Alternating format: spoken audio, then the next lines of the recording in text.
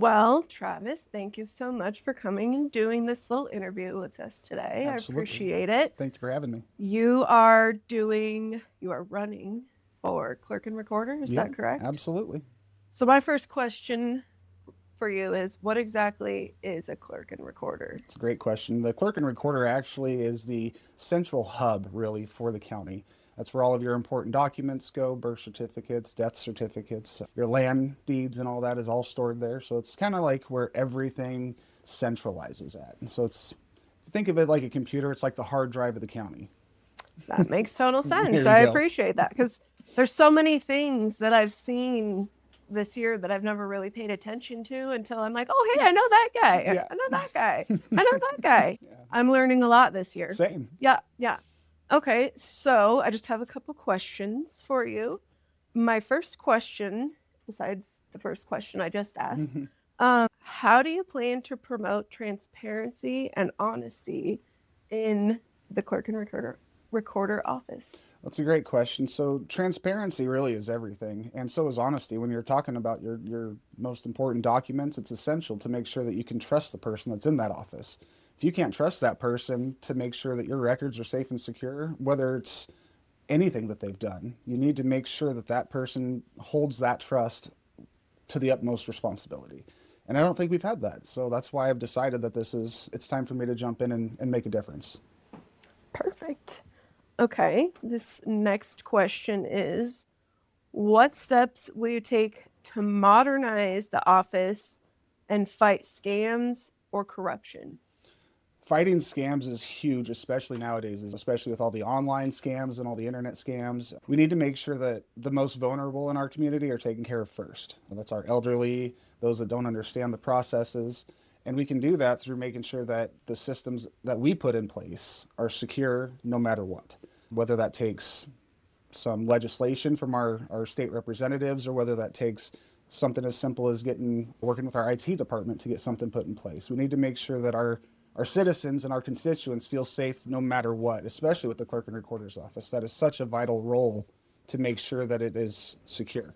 So working with our state representatives, working with our IT department, I think is essential to make sure that our systems are working for the people. Perfect. So actually that it leads perfectly into my next question is how will you work with state and local representatives to keep Lincoln County strong and safe?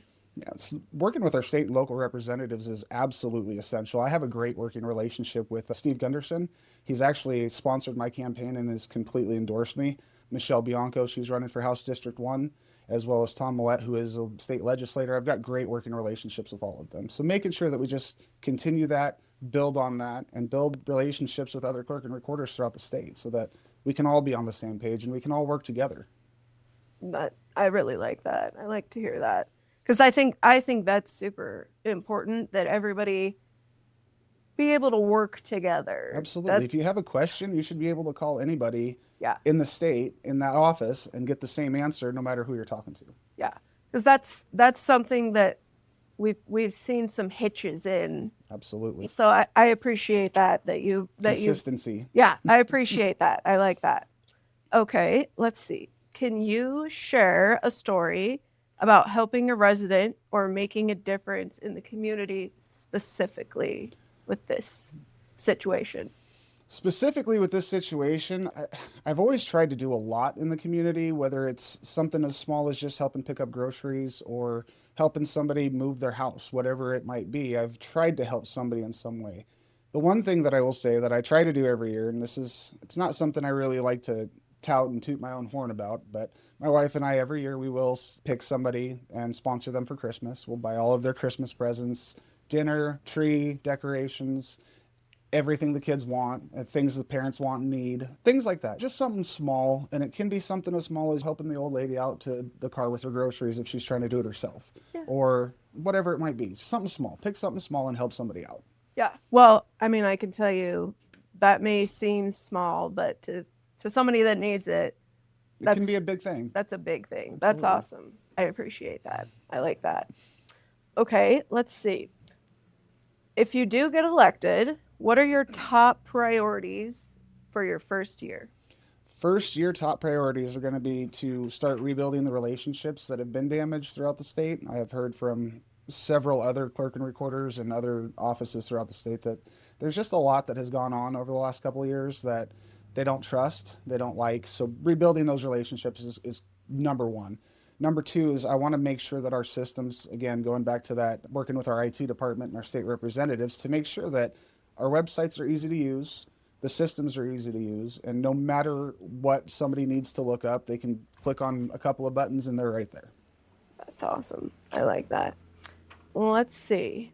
How will you ensure that the clerk and recorder's office remains accessible and accountable to the public?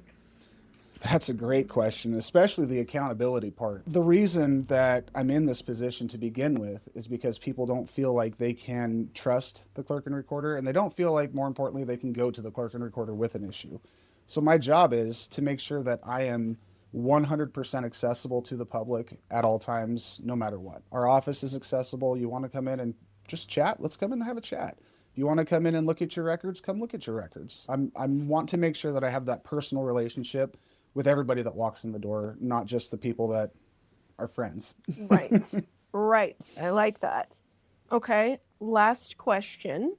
What message do you want to share with the people of Lincoln County that you feel really encapsulates your goal for this position?